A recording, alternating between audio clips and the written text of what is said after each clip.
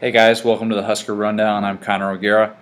A bitter way to end the season for Nebraska today. It falls 28-24 to Minnesota. Huskers were hoping to be able to close out the 2014 season undefeated at home. Was not able to do that today. Had a 21-7 lead in this one, of course, as you saw. Wasn't able to hang on to it. Just could not generate offense in the second half. Was held to 3 second half points. Just was not able to get anything going. Any sort of momentum that the Huskers might have built from that interception return for a touchdown from Nate Geary on the blocked field goal in the second quarter was quickly squashed in the second half. I thought a huge key to this game was Minnesota's opening drive of the second half. Minnesota goes down the field right away, bang, touchdown. Meanwhile, hold the Huskers to that 3-and-out, and all of a sudden, a 2-touchdown lead looks pretty insignificant at that point, especially the way that the Nebraska defense defended the run today. A 1-touchdown lead was definitely not going to be enough. Nebraska, of course, struggled to stop the run once again. This is a game in which you had David Cobb go out, and you had a star running back, possibly one of the best running backs in the Big Ten, definitely.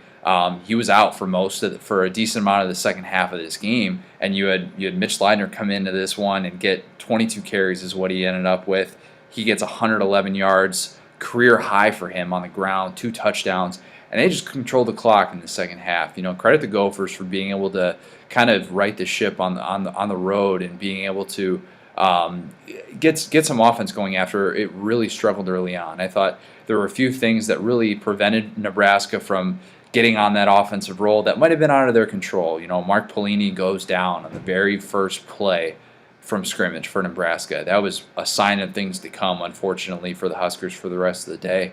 Kenny Bell left with what they called a head injury. I'd be shocked if he didn't have a concussion on that long 73-yard pass that he caught, which looked like it was going to go for 6. Amir Abdullah runs it in for the touchdown, but Bell, rather, on senior day, goes down with a concussion. It's kind of an awkward scene. He was trying to wobble his way off the field and wasn't able to do it, and then he had to have a couple guys hold him up as he walked to the near side tunnel.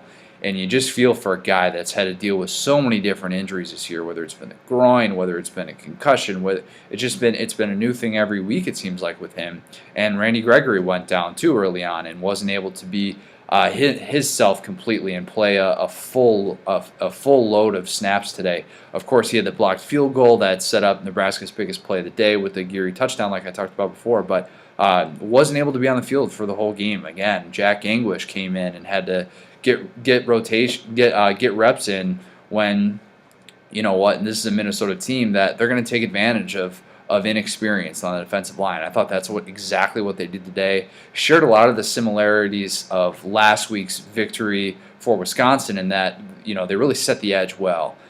Their runners were able to just kind of burn the sideline in those third down situations where you need to be able to get a big stop, and Nebraska just couldn't do it. And it didn't even matter that Minnesota was one-dimensional in this one. I mean, Minnesota only threw 8 of 17 for 135 yards. That's not good. If you allow over 300 yards rushing like the Huskers did, your chances of winning in the Big Ten are just not going to be very good. 281 yards rushing, rather, when you factor in the sacks and all that stuff. But just a game where Nebraska just let this slip away.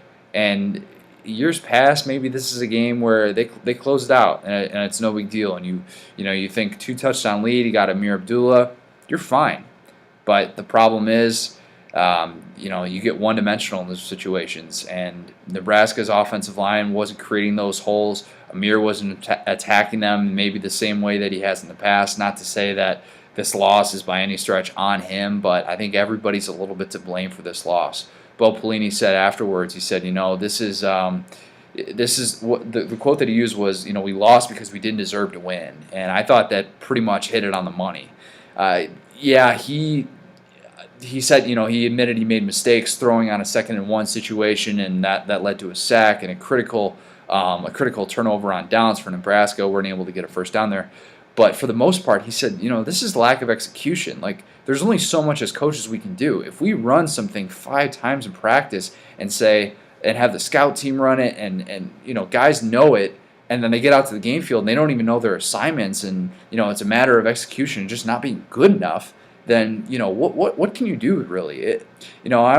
I've never been one to come out and defend Pelini and say that that a loss isn't on coaching or anything like that, but you get to a point where it's just got to be on players. Players have a job to do. I mean, this is to allow the rushing mistakes and the breakdowns defensively that Nebraska did in the second half. Just you can't have that. You just cannot afford to have that. And I understand, Tommy Armstrong is definitely to blame for this loss. This is a guy that's been given a lot of chances, and we've seen he's not able to come back in these situations.